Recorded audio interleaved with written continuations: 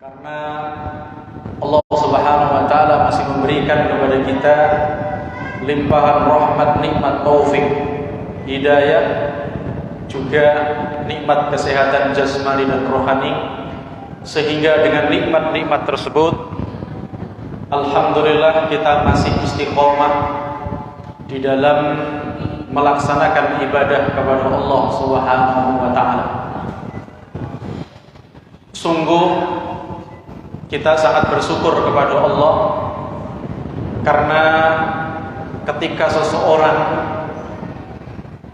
masih diberikan kemudahan oleh Allah untuk istiqomah di dalam beribadah, maka itu adalah seagung-agung nikmat. Karena tujuan pokok kita semuanya diciptakan oleh Allah Subhanahu wa taala adalah dalam rangka untuk beribadah kepada Allah Subhanahu wa taala. Maka ketika seseorang dimudahkan untuk beribadah kepada Allah Subhanahu wa taala, maka dia telah mendapatkan nikmat dan puncak-puncaknya nikmat. Maka kita bersyukur kepada Allah Subhanahu wa taala. Sekaligus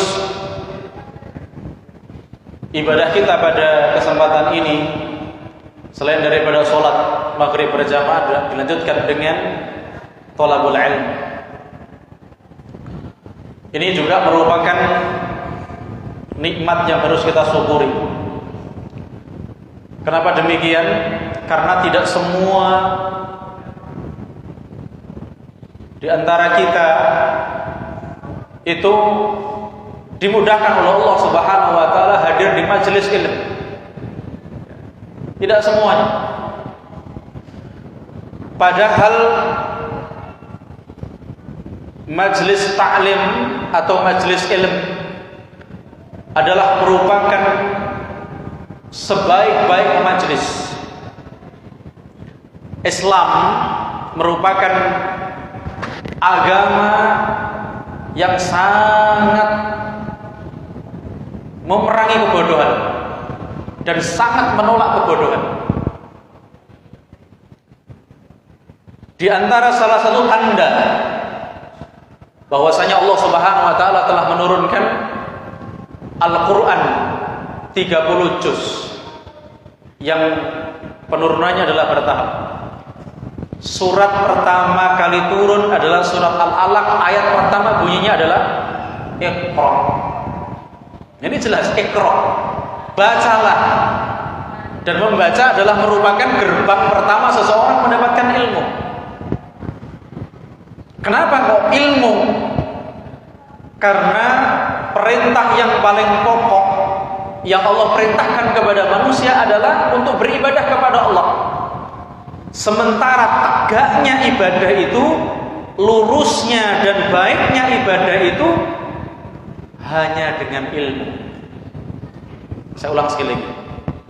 Seseorang tidak akan bisa beribadah dengan benar, seseorang tidak akan bisa beribadah dengan tegak, benar sesuai dengan yang dikehendaki oleh Allah Subhanahu wa taala, yang dikehendaki Rasulullah sallallahu alaihi wasallam, melainkan dengan ilmu. Ini menunjukkan bahwa thalabul ilm adalah perkara pokok.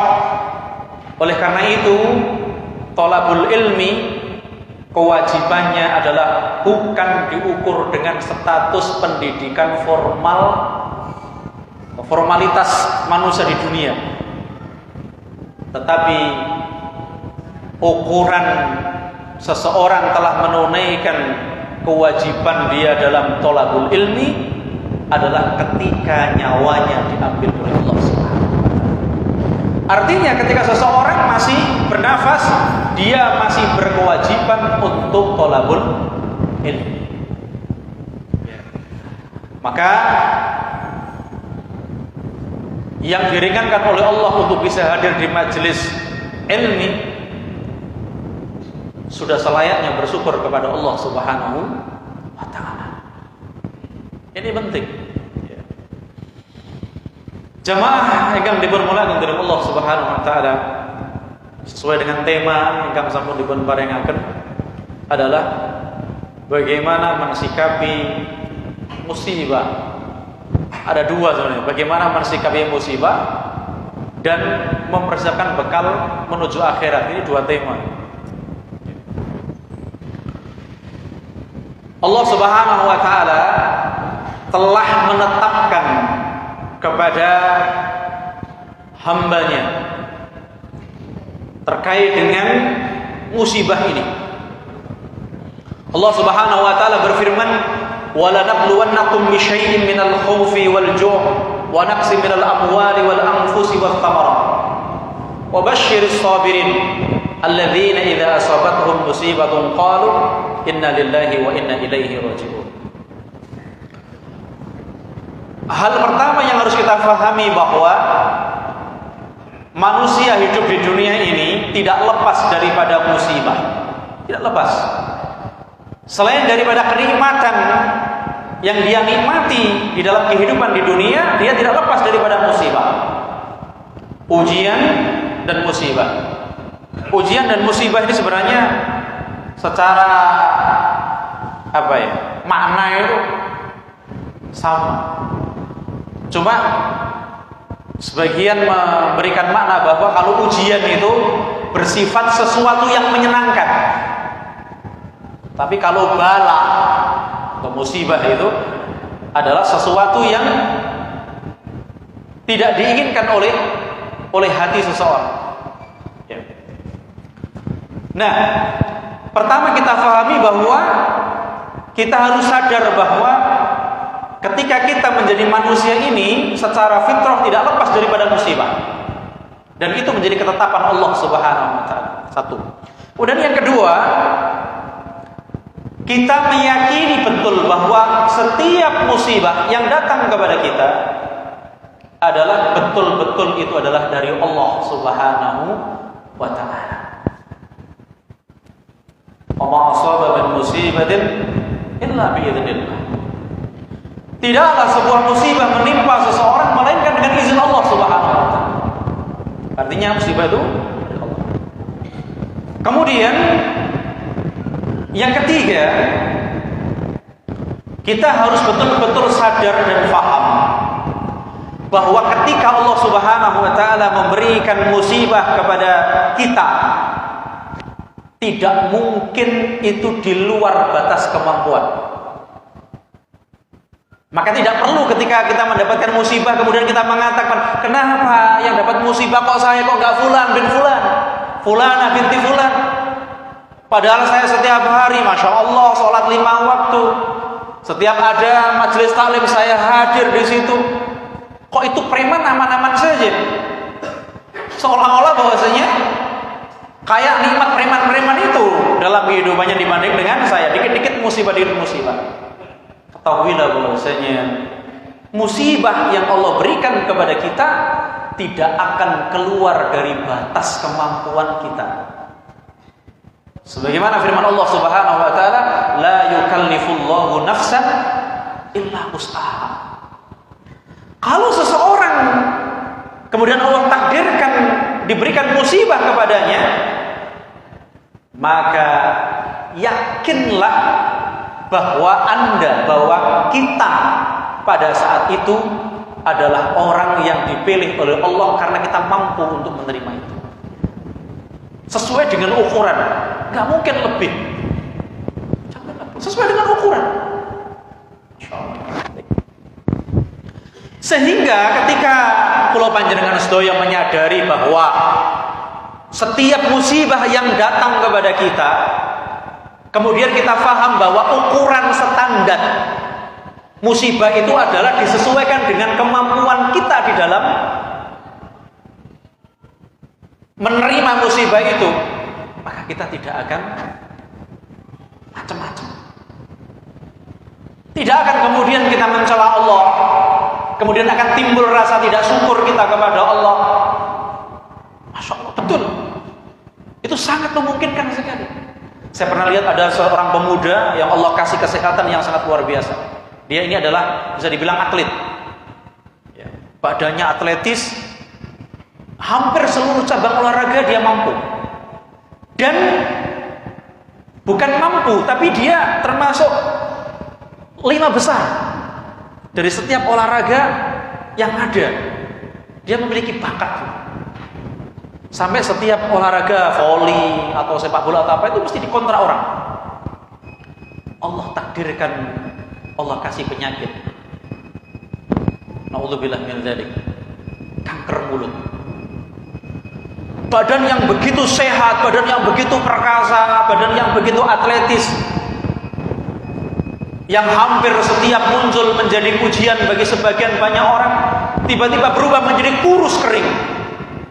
Dan tidak hanya 1 bulan, 2 bulan, bahkan tahun. Masya Allah. Subhanallah. Di saat penyakit tidak kunjung sembuh, mulailah kemudian muncul omongan yang sifatnya adalah mencela Allah, tidak terima dengan penyakit yang dia terima. Bahkan keluarganya pun tidak luput dari omelan dan marahnya si fulan yang sedang sakit ini. Ini penting. Ini adalah salah satu contoh bahwa ketika orang itu tidak paham dan siap dengan ilmu, maka yang mestinya setiap musibah yang menimpa dirinya, yang berupa penyakit itu kan sesuatu yang tidak diinginkan, maka akan timbul sikap yang semacam itu.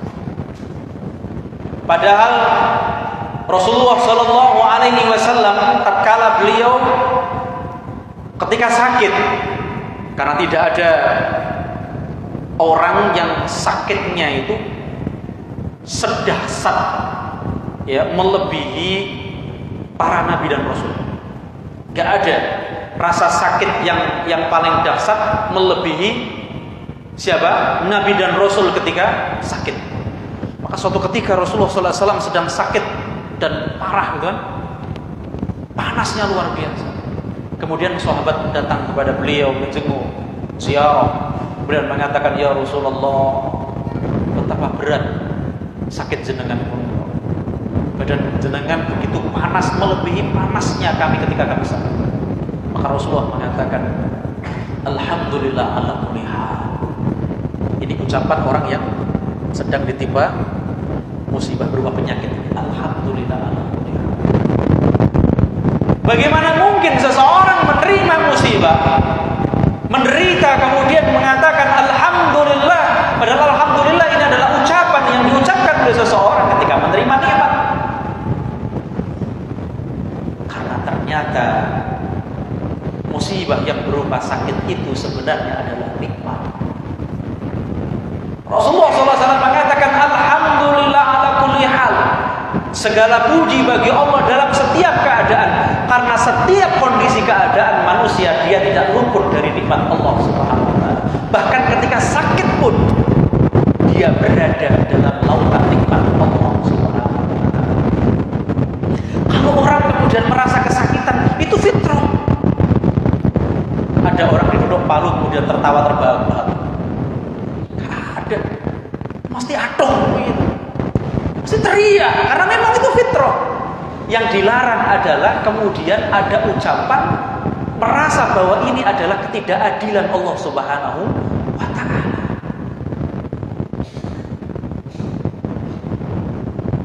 Sehingga dia merasa bahwa dia termasuk orang yang dikucilkan secara nikmat oleh Allah Subhanahu wa taala. Padahal di antara tarbiyah Rasulullah Shallallahu Alaihi Wasallam, kenapa orang itu ketika mendapat musibah berupa sakit tadi itu diantaranya adalah masih mengucapkan alhamdulillah ala kulli hal, karena dalam kondisi apapun manusia itu sejatinya adalah dia masih berada di lautan nikmatnya Allah Subhanahu wa taala. Terkhusus adalah orang beriman. Dan sakitnya orang beriman adalah kenapa kita harus mengucap alhamdulillah, bersyukur kepada Allah, karena itu adalah kafarat terhadap dosa-dosa kita. Sakit itu adalah kafarat terhadap dosa-dosa kita. Kalaupun Allah kasih sakit, Di samping itu adalah merupakan tarbiyah. Yang pertama adalah ingatlah, sebagaimana nasihat Rasulullah SAW, ya, ingatlah 5 perkara sebelum datang 5 perkara. Di antaranya adalah ketika apa? Sehat sebelum sakit. Artinya apa? Ketika manusia dalam posisi dia nyaman, posisi dalam dia sehat, posisi dalam dia lapang, ingat, di situ ada nikmat yang harus dia syukuri kepada Allah. Bentuknya apa? Wujudnya apa? Dia gunakan nikmat itu untuk ketaatan kepada Allah. Bahkan hati-hati ketika ada orang itu bersyukur kepada Allah, berdoa kepada Allah, dekat kepada Allah di saat dalam kesulitan, itu sama dengan orang-orang musyrik. Kok bisa begitu? Allah Subhanahu wa taala berfirman, ya.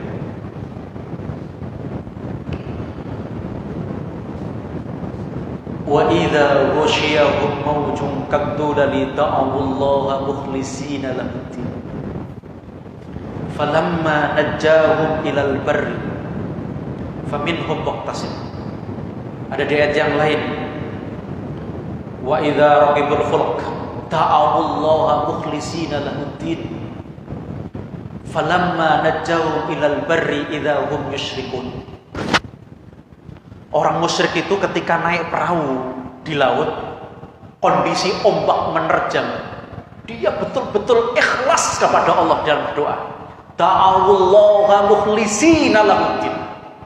Tetapi ketika falamma najjahum ilal barri idza hum yusyrikun. Tapi tatkala dia selamat sampai ke tepi pantai, dia kemudian mempersekutukan Allah, berbuat syirik kepada Allah. Di saat dia ditimpa kesempitan, ya, dia berdoa kepada Allah dengan doa yang sangat tulus, ikhlas. Namun ketika selamat, dia tidak menyandarkan keselamatan dan pertolongannya kepada Allah, melainkan kepada selain Allah. Artinya ketika orang itu bersyukur, artinya mendekatkan diri kepada Allah tatkala dia kondisi sempit, ini sama dengan kondisinya orang musyrik. Maka kita tidak boleh begitu. Makanya Rasulullah mengajarkan kenapa dalam kondisi sempit pun kita mengatakan alhamdulillah ala kulli hal. Karena baik di dalam sempit maupun lapang, di situ ada nikmat Allah. Bahkan orang beriman itu syukurnya yang paling besar justru tatkala dia mendapatkan kelapangan. Di saat lapang dia juga ikhlas beribadah kepada Allah, di saat sempit juga ikhlas beribadah kepada Allah. Nah, ini penting sekali. Kalau dasar ilmu ini kemudian tidak difahami, maka yang terjadi adalah karena di antara peluang keputusasaan manusia yang paling besar ketika dia mendapatkan musibah. Saya ulang. Buktinya apa? Buktinya apa? Ini yang saya sebut. Peluang terbesar orang itu kemudian putus asa, itu kan di saat dia mendapatkan penderitaan. Nah, lebih parah lagi, keputusasaan itu akan cepat terjadi manakala dia kosong daripada nilai iman, nilai ilmu. Baik, sekarang kita buktikan. Orang yang paling putus asa kondisi saat ini itu mestinya orang Palestina. Betul loh, betul. Coba orang Palestina, Masya Allah, sampai hari ini mereka merasakan penderitaan hidup yang luar biasa. Apakah kita terdengar di berita, di televisi atau di surat kabar bahwa karena kehidupan penderitaan yang begitu berat orang-orang Palestina banyak yang bunuh diri? Justru negara yang paling banyak terjadi bunuh diri bukan negara yang marak, negara yang berat sebagaimana Palestina, Suriah hari ini. Jepang, Korea. Bahkan di Jepang itu ada satu tempat disediakan khusus untuk orang-orang bunuh diri. Coba. Padahal Jepang negara yang maju fisiknya tapi kering hatinya. Nah, ini penting itu. Maju fisiknya, kering hatinya, nggak berfungsi. Bahkan dalam surat kabar ada seorang dosen, profesor, meneliti yang membuat sebuah makalah yang berisi tentang kritikan terhadap orang-orang yang sering putus asa, termasuk suka bunuh diri. Gara-gara itu dia mendapatkan uang yang banyak dari pemerintah. Karena apa? Bisa mengurangi jumlah orang bunuh diri. Ya, paling tidak begitu memotivasi. Subhanallah. Ternyata ketika dia puncak kesuksesan menjadi salah satu orang yang kaya di Jepang, mati bunuh diri juga. Awalnya ngeritik orang bunuh diri, dia sendiri ternyata bunuh. Ruhiyah niku, maka ulama mengatakan kebutuhan ruhiyah manusia itu lebih besar melebihi kebutuhan fisik. Bahasa sederhananya, kebutuhan manusia terhadap ilmu jauh lebih besar daripada kebutuhan makan dan minum. Saya ulang, jemaah. Kebutuhan orang beriman, kebutuhan manusia secara umum, secara khusus orang beriman ini adalah terhadap ilmu. Kebutuhannya dia terhadap ilmu jauh lebih dahsyat, lebih besar dibanding dengan kebutuhan dia dalam makan dan minum. Kok bisa begitu? Jelas. Kalau orang nggak makan nggak minum, paling matinya di dunia. Selesai. Tapi kalau orang nggak punya ilmu, di dunia mati, di kuburan dia juga menderita, nanti di akhirat dia akan menderita tumpuk 3. Maka seandainya orang itu sadar betapa besar nilainya ilmu, maka dia tidak akan pernah meninggalkan majelis-majelis ilmu. Tapi sayang, orang itu lebih senang memenuhi kebutuhan fisik daripada roh hati.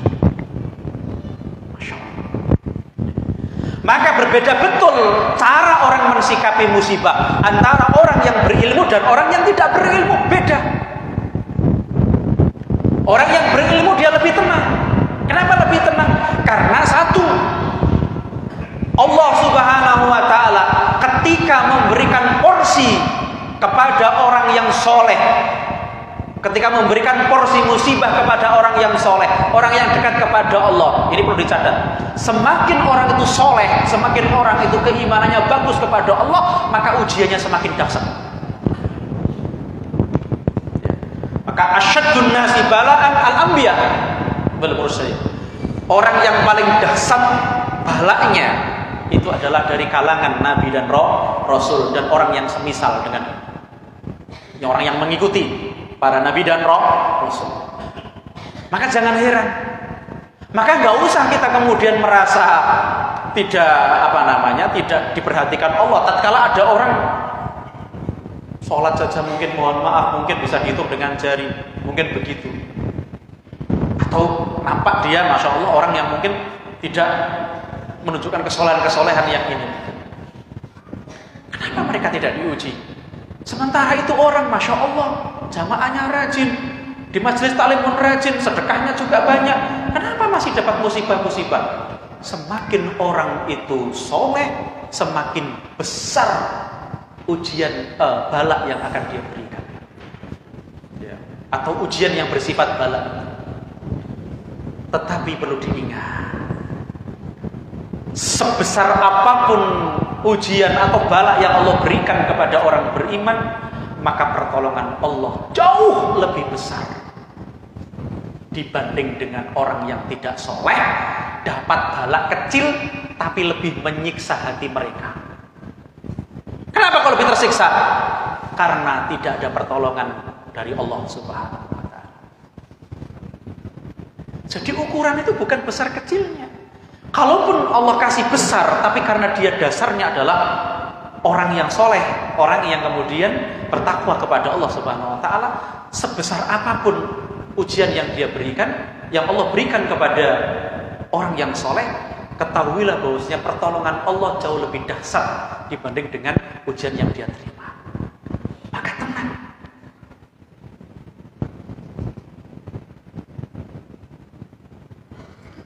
Lihat sahabat itu, saking begitu cintanya kepada Allah dan Rasulnya.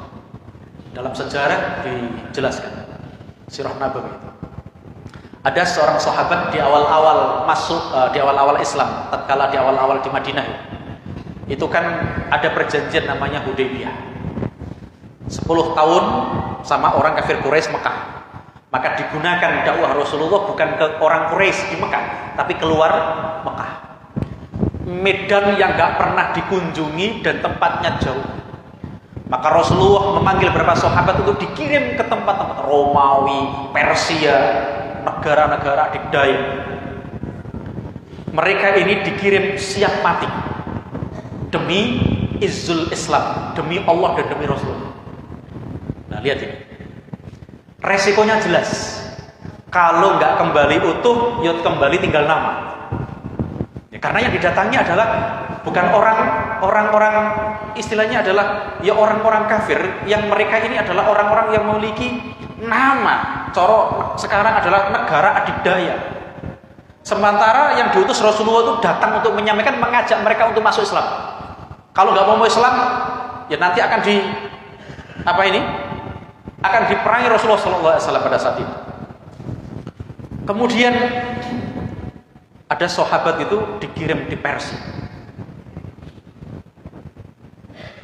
Ketika masuk begini ini sudah dicoba dengan permadani. Kalau orang ini datang ke negara saya ini karena niatnya dunia, mesti nggak akan berani menginjakkan kudanya ke atas permadani yang disiapkan. Nah, sahabat itu niatnya bukan dunia, niatnya akhirat. Langsung naik kuda di atas permadani dan tombaknya diseret. Wah, ini bukan untuk dunia. Ketika masuk di istananya, semua pejabat rukuk sama raja. Sahabat tidak mau rukuk. Akhirnya karena pengen tahu ini orang ini kok agak gaya sedikit, akhirnya dibikin benteng. Benteng itu pintunya nggak bisa masuk seseorang melalui pintu itu kecuali harus dengan rukuk. Supaya apa? Supaya orang ini, sahabat ini nanti ketika masuk dia rukuk. Tapi sahabat itu tidak sebodoh yang dibayangkan. Ketika masuk lorong itu benteng yang pintunya tidak bisa dimasuki kecuali dengan rukuk, karena dia tidak mau tunduk kepada selain Allah dan Rasulnya. Coba bisa dibayangkan, kira-kira bagaimana? Beliau masuk dengan pantatnya dulu. Dalam sejarah, lihat kemuliaan orang Islam. Masuk dengan apa? Pantatnya dulu. Sampai orang Persia itu kodek-kodek. Kemudian nggak cukup itu yang dia tanggung. Dia dipaksa untuk keluar dari Islam. Kalau tidak mau, maka dia akan digoreng hidup-hidup sama Raja Persia. Berat apa tidak? Usianya mati. Matinya nggak main-main, digoreng hidup-hidup. Karena dia tertarik dengan sahabat ini. Tertariknya apa? Kok ini angel tenang nih? Ajak-ajakan itu angel tenang. Akhirnya terakhir itu sudah dia nggak bisa merayu untuk keluar dari Islam, bahkan mau dikasih jabatan, mau dikasih kekuasaan dia nggak mau. Akhirnya disiapkan kuali bejana yang berisi minyak mendidih. Kemudian dikatakan kepada sahabat tadi, wahai kamu, sudah bulat bahwa kamu tidak mau mengikuti kami, tidak mau meninggalkan agamamu. Kalau enggak berarti kamu akan saya masukkan ke dalam kuali atau bejana yang berisi minyak mendidih. Akhirnya dibawa Algojo ke depan untuk dimasukkan kemana? Ke kuali tersebut. Di saat mendekat kuali, sahabat tersebut menangis. Dikira penjaga Algojonya tadi, wahai raja, dia ketakutan, dia takut karena dia menangis. Akhirnya dipanggil, coba bawa sini. Gimana? Kamu sudah berubah pikiran? Mau menerima tawaranku? Lihat jawabannya. Nah, ini sahabat. Wahai raja, Saya nangis ini bukan karena takut karena engkau akan memasukkan aku ke dalam bejana yang berisi minyak mendidih. Bukan. Justru saya menangis ini karena saya menyesal dan merasa apa? Sedih. Kenapa nyawa saya kok cuma satu? Coba kalau Allah kasih saya nyawa 1000, terus setiap nyawa saya dimasukkan satu persatu. Masya Allah. 1000 nyawa saya dimasukkan satu persatu ke dalam kuali bejana yang berisi minyak mendidih tersebut. Alangkah bahagianya saya karena saya bisa mempersembahkan sebanyak itu roh saya untuk Allah dan Rasulnya. Masya Allah. Lalu kita Pak, kok telepon kuali berisi minyak mendidih. Oh, pengajian rong dino disenggai tonggone sesuk ora pengajian. Masa Pak Yai, sesuk wis ora pengajian. Sungkan aku. Lagi pengajian pimpindo jauh diceluk Pak Yai. Pemene arek ketune putih, Pak Ustaz. Assalamualaikum. Sing ibu nggih ngoten. Pengajian rajin ngono wae. Ah, saiki siji. Saiki dadi bunyai pengajiane rutin. Benjing wis mboten pengajian. Padahal nembe ngoten. Terus dus pundi sahabat kula. Niki penting. Artinya bahwa dan akhirnya, itu tadi orang itu semakin kuat keimanannya kepada Allah, ujiannya berat, tapi pertolongan Allah lebih dahsyat. Apa? Akhirnya Allah rubah hatinya si siapa ini? Raja Persia itu. Sudah saya menyerah. Gini aja, kamu sini. Gini aja. Kalau kamu gini, kamu cium kening saya, kamu cium, maka kamu akan saya bebaskan. Coba nyepuro itu raja. Sahabat mengatakan, enggak, saya enggak mau. Saya mau nyium kening Anda kalau yang dibebaskan bukan saya, tapi pasukan saya juga dibebaskan, yang tertawan. Akhirnya, sudah. Kamu cium kening saya, tapi bebaskan semuanya. Nah, ini di sini apa namanya? Berlaku pertolongan Allah lebih besar daripada musibah yang ditimpakan. Kan hampir saja. Ini satu tarbiyah pendidikan kami kula panjenengan sedaya.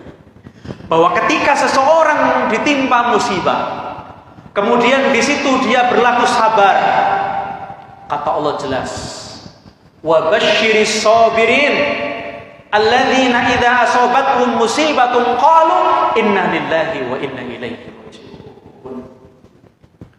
Ketika seseorang ditimpa musibah, kemudian dia menisbatkan musibah itu adalah dari Allah Subhanahu wa taala dan yakin bahwa Allah tidak akan memberikan musibah melainkan sesuai dengan kemampuannya, dan itu juga termasuk kenikmatan. Kenapa? Karena dengan musibah itu ada pelajaran penting bagi kita. Satu, bisa jadi musibah itu adalah bentuk kasih sayang Allah kepada kita untuk teguran terhadap kita. Di saat dia lapang, dia lalai kepada Allah, akhirnya Allah kasih kesempitan supaya dia ingat bahwa kelapangan yang dia terima itu adalah dari Allah dan dia harus bersyukur kepada Allah. Pendidikan tarbiyah supaya dia sadar kembali kepada Allah. Dulu waktunya kaya, dulu waktunya lapang, usahanya lancar semuanya, Masya Allah. Orang Blimbing ini bisnisnya adalah apa? Kapal ikan. Sekali jalan, 1 miliar, jalan lagi 2 miliar. Semakin sibuk urusi ikan sampai lupa jamaah, majelis taklim duwe waktu pegane bener. Ojo kok sak jam setengah iwake teko, sak perahu sibuk. Akhirnya apa? Perahu ini dikelemno mbek Allah. Supados nopo? Mikir. Jangan-jangan di saat perahu lancar, bisnisnya lancar, banyak haknya, harta tidak diberikan kepada hak. Dia setiap hari, ya, orang yang kerja di TP, ibu-ibu yang ngorek ikan itu satu hari dapat 100.000, itu sudah bersyukurnya luar biasa. Ini juragannya setiap hari bisa 100 juta.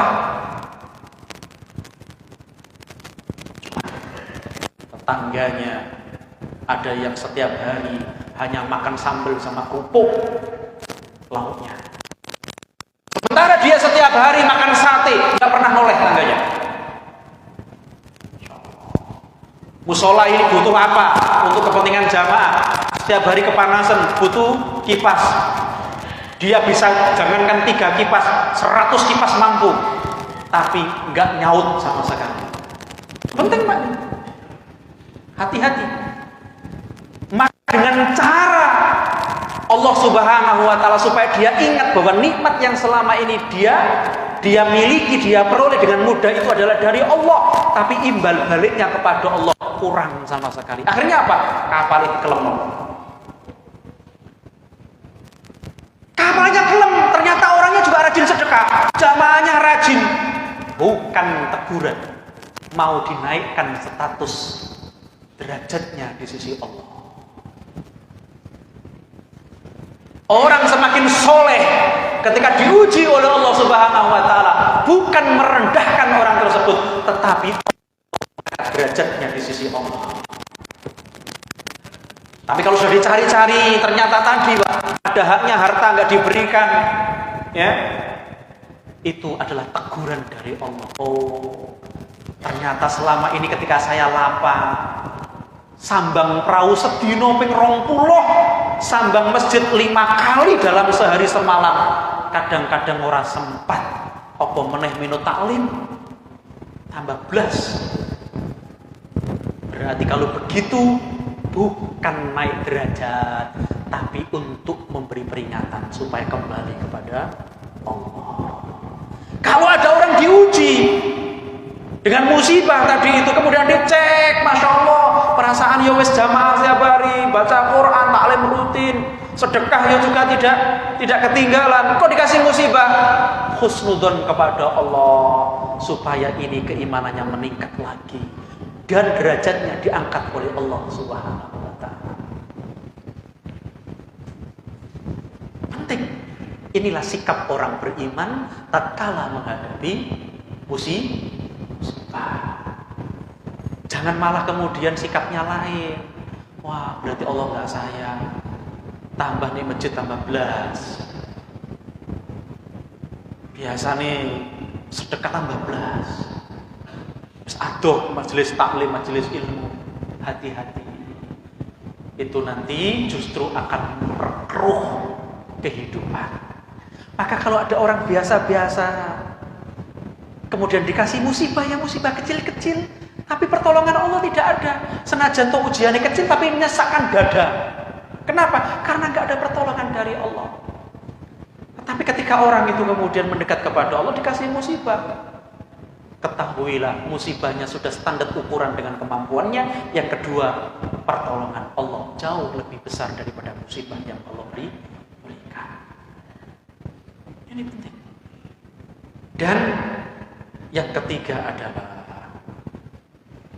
tidak ada jalan bagi orang beriman tatkala menghadapi sebuah musibah adalah dengan cara dia bersabar kepada Allah Subhanahu wa Ta'ala. Dengan cara dia bersabar kepada Allah. Kenapa?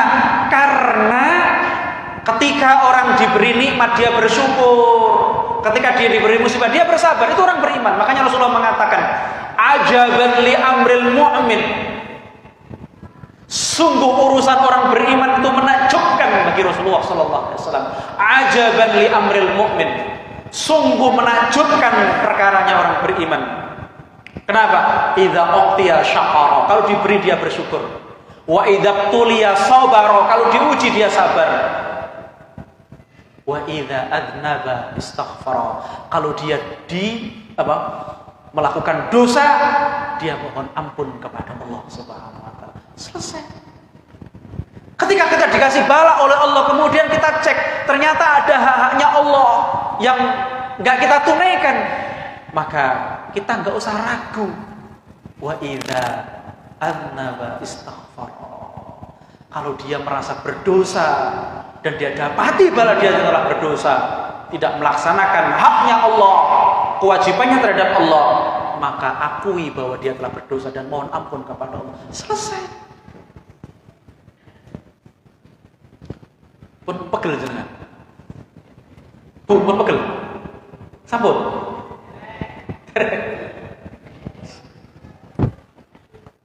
Pegel nonton guyone. Iki salah Pak Takmir gawe apa temane gak ono guyon. Jamaah ingkang dipun muliaken dening Allah Subhanahu wa taala. Kita lihat hari ini Masya Allah, kemarin di Turki gempa 8 sekian skala Richter. Pun ada gitu. Sampun. Hah? Terus mawon. Mau nasi wingking-wingking nang gremeng. Tapi mabrur iki jamaah anti insyaallah. Siap ya? Coba perhatikan bahwa di akhir zaman ini saya tutup sedikit dengan tema yang kedua, persiapan ke akhirat. Kita nggak usah terlalu muluk-muluk. Ya. Hari ini sudah banyak pelajaran dari kanan kiri kita. Mulai orang biasa sampai ustadz, sudah banyak yang meninggal dunia. Cukup pelajaran bagi kita bahwa kita ini umurnya tinggal nunggu saja kapan jatuhnya. Coba perhatikan, di akhir zaman itu fitnah niku sangat dahsyat sekali. Hah? Terus di akhir zaman niku fitnah itu begitu dahsyat akan menempa kita. Dan fitnah yang paling dahsyat adalah fitnah yang sifatnya adalah merongrong tauhid kita. Itu paling dahsyat. Tauhid yang paling dahsyat. Kenapa? Karena di akhir zaman itu yang diinginkan oleh iblis dan teman-temannya adalah bagaimana orang beriman itu lepas keimanannya dari hatinya. Satu. Yang kedua, boleh ya, diundur boleh sedikit supaya genep. Kemudian di antara salah satu tanda yang perlu diwaspadai adalah bahwa di akhir zaman akan terjadi banyak gempa. Kenapa terjadi banyak gempa? Karena di saat itu bumi sudah nggak kerasan akibat ulahnya manusia. Maka Rasulullah SAW mengatakan bahwa di akhir zaman itu banyak sekali terjadi gempa. Tanah itu akan mudah bergoyang. Di antara salah satu sebab yang mendasar adalah satu, sudah mulai marak orang menghalalkan zina, menghalalkan khamr, dan menghalalkan musik. 3. Kemarin jangan dengar berita di Pambon, ono bayi dibuang. Masya Allah. Itu kalau bukan karena zina nggak mungkin dibuang. Nggak mungkin. Hari ini memang tidak ada wanita-wanita laki-laki bikin poster dengan tulisan zina halal, khamr halal, enggak ada. Tapi fakta di lapangan mereka menampilkan perzinahan, menampilkan khamr seolah-olah betul-betul kayak halal. Gini betul? Jangan lupa Bu ini. Perintahnya Allah niku napa? Ghadul basar. Justru sekarang muslimah itu bikin status dengan profil fotone dewe-dewe sing ayu-ayu. Senajan jenengan niku gak niat ditonton tiyang, mesti ditonton wong niki ditonton sak donya. Wong nek roh werane dipendelengi kudu ngene kok tambah ditampilno teng kene WA, Facebook. Duwe anak cantik ditampilno. Niki kan mengundang. Lho nyuwun sewu niki kula ora usah tedeng-aling-aling. Karena itu merusak. Niku bagian daripada mendekati zina. Makanya rumah tangga itu akeh hancur perkara niki. Roh gambare padahal wis di bojo iku sing mlirik bojone tanggane ya. Ya karena ini sing berperan itu ya kita sendiri. Karena mensponsorkan istri kita, mensponsorkan anak-anak kita yang putri itu kita sponsorkan melalui media. Untungnya nopo? Akhirnya nopo? Tiang-tiang sing boten gadah ilmu itu akhirnya nopo? Menggunakan jin dengan cara apa tadi? Pakai jin. Penyakit ain Itu ada di dalam Islam diterangkan. Penyakit ain itu bukan sebabnya karena bakteri, karena virus, tapi ain itu adalah karena pandangan. Pandangan kebencian, pandangan berlebihan yang kemudian diikuti dengan jin di situ, kemudian kena ain. Oh, ada perempuan cantik dipanteng sampai iku akhirnya aku kena jin. Padahal mandengin apa putih? HP. Sing salah bukan orang lain, salah diri kita karena mau memposting tadi itu. Minum-minuman keras, wes gak ada tedeng-tedeng aling-aling. Antri no pinggir dalan. Di mall-mall orang ciuman, di kafe-kafe orang ciuman, biasa. Wong cara mbiyen niku gandengan wong loro weto sungkan. Lah saiki kok mono sungkan. Wong iso tambah diposting mbek ngene kok. Sampai lali nek sing digawa iku ternyata bojone tongkone. Akhirnya ketahuan di HP. Memang tidak mengatakan terus terang postere zina halal, khamr halal, enggak. Tapi prakteknya jauh lebih mengerikan dibanding dengan tulisan. Tulisannya tok. Nah, praktek ini hati-hati. Ini sama dengan mengundang getaran daripada bumi Allah. Di Turki itu saya baca berita, wallahu a'lam kan berita. Pelacur di sana itu ono sertifikat. Resmi. Ya karena wajar. Mungkin Presiden Erdogan ini mungkin hari ini memperbaiki tidak semudah membalik tangan karena sebelumnya dipimpin oleh siapa? Kamal Atatürk. Tahu Kamal Atatürk? Bumi saja gak mau nerima jasadnya karena saking elek wonge. Kenapa elek? Karena dia telah mengganti daripada syariat Allah Subhanahu wa ta'ala. Muslimah nggak boleh pakai jilbab, azan nggak boleh pakai speaker. Dia mengganti syariatnya Allah. Nah, orang kalau sudah berani mengganti syariatnya Allah, mesti hancur. Ayo, tunjukkan mana ada negara yang kemudian suka menentang Allah, kemudian hidup langgeng. Gak ada. Fir'aun itu kurang apa orangnya? Nabi Musa saja disuruh Allah datang ke Fir'aun padahal ditemani dengan saudaranya Nabi Harun. Iku saja grogi. Kalau boten ngarang, ten Quran iku grogi. Dugi ten Fir'aun iku grogi karena tahu kekejaman siapa? Fir'aun. Kemudian Allah kuatkan, jangan takut, kamu bersama kami. Baru kuat. Hancur lebur. Pada saat tenggelam di Laut Merah, dia baru sadar, kemudian mengatakan, Inni amantu bi Rabbi Bani Israil. Saya beriman dengan Tuhannya Bani Israil. Dari malaikat Jibril, on Fir'aun, wis kadung. Buka tentang tafsir Ibnu Katsir, kula mboten ngarang. Akhirnya nopo? Ajrih. Malaikat Jibril itu ajrih. Kenapa? Ajrih dumateng Allah karena Allah Maha Pengampun, takut kalimatnya Firaun diulang-ulang. Istighfarnya itu diulang-ulang. Khawatir diampuni Allah. Sing ajrih sinten? Malaikat Jibril. Saking jenisnya malaikat Jibril dumateng sinten? Firaun. Akhirnya mek lempung Pak Nasgoro disumpel lambene mati. Ini penting. Maka jikalau kita ini Allah dekatkan dengan husnul khotimah, jikalau Allah menginginkan kita, jikalau kita menginginkan Allah kemudian terus memberi petunjuk kepada kita, maka dekatkan kita dengan Allah Subhanahu wa ta'ala dari hal-hal apa yang dicintai Allah. Itu kita dekatkan.